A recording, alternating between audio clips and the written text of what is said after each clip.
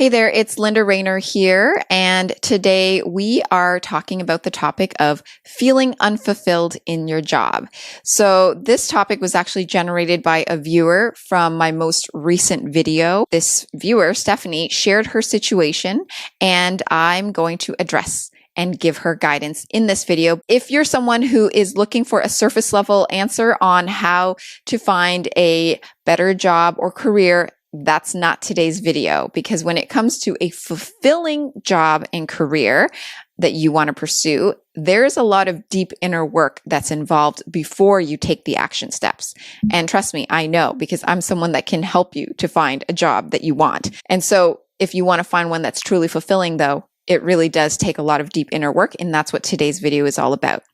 And as always, my pure intention is to guide you and help you heal a little more so that you can move in the direction of your authentic life. And that's what today's video hopefully will help you to do. Okay, so let's get started with the question that came through. So Stephanie wrote, "Prayers, love, and light to you and your family, Linda." Thank you, Stephanie. "My current struggle is working from home at a job that pays great, has great benefits with a fabulous organization. However, it is totally unfulfilling.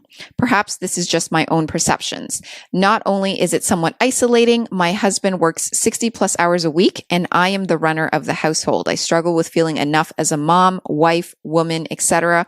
All I can do each day is push forward, continue on, and keep a smile. Some days are easier than others, but I would love to hear your thoughts on some of these topics."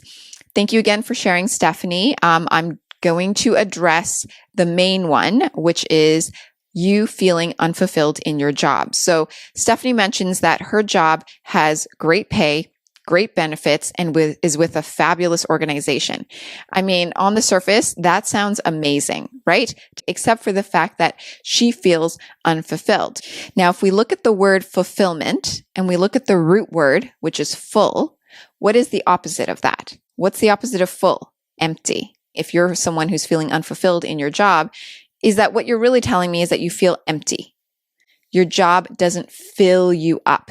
What I know to be true, because I've witnessed this myself, being a career strategist and helping people to land job offers, they put so much hope and expectation that the job is going to be the thing that fulfills them, that this next new job is going to make them so happy. And yes, maybe it will for the first 2, 3, 4, 5 months. But afterwards, they don't feel all that far off from where they felt from their last job, which means that if you're carrying emptiness inside of you, that emptiness is going to follow you around no matter what job you end up in next. And I think when I say that, there's a resonance there for many of you, because you've probably tried it out. You've probably taken on another job that you thought had better pay. And yes, you might feel happier. That'll start to wane in itself, and the feeling of emptiness will show up again. And so why do we feel empty then? Why do we not feel fulfilled? The answer is due to what you might not expect. It's actually due to a deep-seated feeling of lack of self-worth. We feel that we are not worthy of something that can give us great pay, give us great benefits, give us great people, and can fill us up all at the same time. We don't believe it because we don't feel we deserve it. We don't feel we're worthy enough to achieve it. We feel that that's only for the unicorns out there, that they can have it all. And I'm here to share with you that when it comes to your career, there is a possible avenue for you where you can have it all in the context of doing work that meets your gifts and talents, that actually utilizes your gifts and talents, one where you actually are able to express your true self, and that has great pay, great benefits, and is an organization. I mean, there's going to be a little bit of give and take in every situation, but that is available to you. However, the reason why you feel empty right now is because you feel stuck. You feel like that's not an option. That's not a possibility for you. And where is that coming from? It's coming from this feeling that you are not worthy. The job isn't really the issue, though. And that's why I'm not going to tell you should look for a new job, Stephanie. So at the end of the day, the job is only reflecting back to you what you're already feeling on the inside.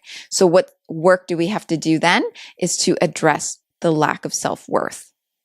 Let me explain why knowing your self-worth is so important and why it is the key to leading a fulfilling life. Your self-worth is derived from knowing who you truly are, from seeing it from a different perspective. You're not a random accident. You're not here just because. You're here for a reason. You're here for a purpose. And there are lessons that you're here to learn. And part of that is learning about your self-worth. And I'm going to help you to understand that. And it's all about viewing yourself differently. It's about seeing that actually I have purpose in this life. I am here for a reason. And if I'm not feeling fully whole within myself, then that's something that I need to address, because in order to evolve myself to the next level, I need to feel my true value. I need to feel my worthiness. So in order to address this self-worth, here are the real concrete practical steps. Okay. I'm not going to just leave you at that. 6 steps that I believe are really key to getting you to a deeper level within yourself that will then eventually get you to a place where you can decide what you want to do for your career, for your life, to move you in that more fulfilling direction. But for now, that's not what we're worried about. Right now, we're just addressing the emptiness. We're addressing the lack of self-worth that is currently residing within you. So before we take these steps, what you're going to do is you're going to go to a quiet space. You're going to grab a journal and you're going to start taking these 6 steps that I have laid out. That's all you have to do. And also remove any distractions. All right. So step 1, feel into the emptiness and embrace the emotions that arise. That's your first step. So what does that mean? It means feel into this feeling that you currently possess within you, the feeling of emptiness, the feeling of lack of fulfillment, feeling unfulfilled. And you're going to write down, in addition to feeling empty, I also feel blank, blank, blank. So this could go on if you have many, many other emotions, which you likely will. But what you want to do is to start bringing those unnecessary but necessary emotions to the surface so that they can be released. Your emotions over the years have been pent up, just like if you had boiled a pot of pasta and you put way too much pasta and way too much water into it. What's going to happen? The pasta is going to spill over, the water is going to spill over. And so what you have to do is remove the excess, and then eventually the pot will simmer down and you'll have your nice bowl of pasta. That's the same with your emotions, in a sense. You have so many emotions that you've suppressed over the years that you haven't acknowledged, and now it is time to embrace them. It is time to allow them to rise to the surface and see what's going on within you. Let's acknowledge and let's do some deep work. Step 2, identify the beliefs that caused these feelings. So what you're going to say is, I feel blank because I believe that blank. So you're going to identify each of those feelings that you had listed in the first step, and you're going to ask yourself, what is the underlying belief as to why I feel this way? I feel disconnected from myself. Disconnected is the feeling. I feel disconnected from myself because I don't feel like I have the ability to tap into who I am. I'm not intuitive enough. I'm not sensitive enough. You see how it's bringing up hidden beliefs that you might not have even realized are sitting within you. So allow those beliefs to come to the surface as well.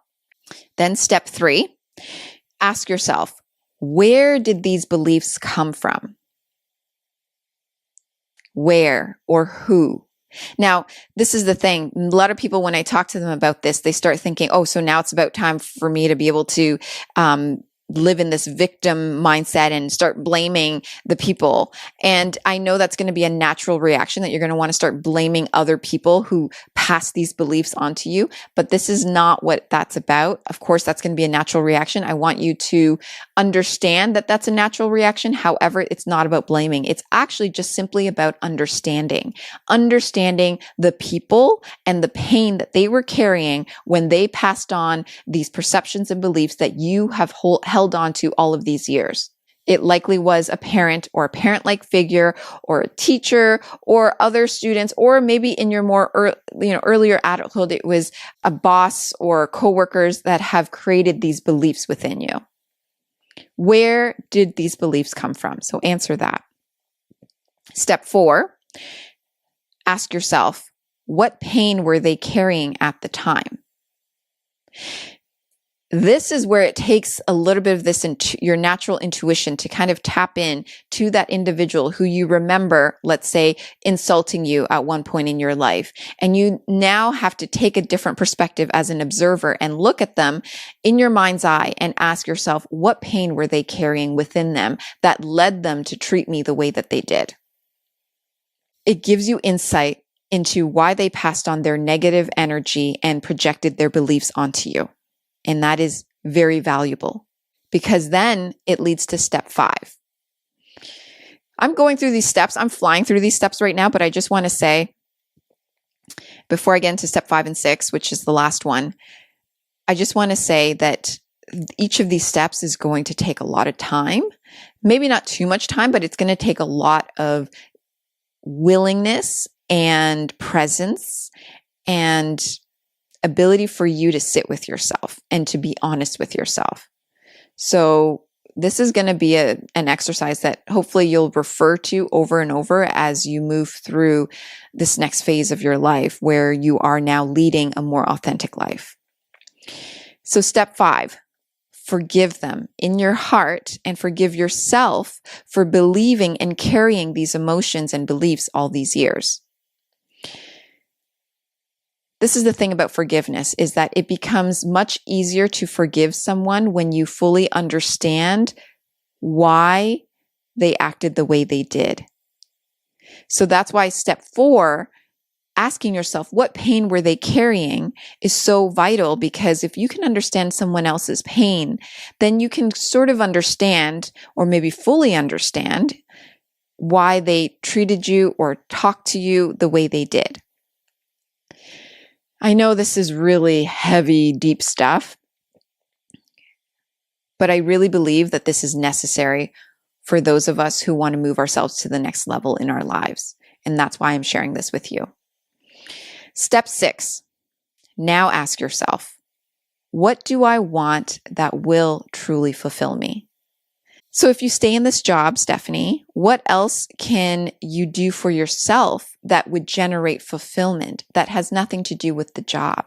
Because now we know that it's not the job and it's more about the emptiness, and the emptiness has a set of beliefs that has generated this emptiness, and fulfillment is something that is self-generating. It is not something that is based off of something external. So now we all are aware that to feel fulfilled, it comes from us. It starts with you first. So now ask yourself, what do I want that will fulfill me? And just allow your imagination to run wild and write that down as well. A lot of the time, it's not the job, but it's the energy that you are bringing to the job. Now, there are definitely other times where it is the job. If it's an unsafe, toxic situation, there are lessons to be learned there too, by the way. But if you can get out and still reflect on the lessons. But in this scenario, if it's not a toxic situation and you're just simply feeling, not simply, because that's a very deep feeling, but if you're feeling unfulfilled, there is more that you can do. And hopefully this video has helped you in that. So if you would like guidance to live your authentic life, drop them in the comments and share with me your situation, and perhaps I will create it in the next video. Thank you so much, and I'll see you in the next video.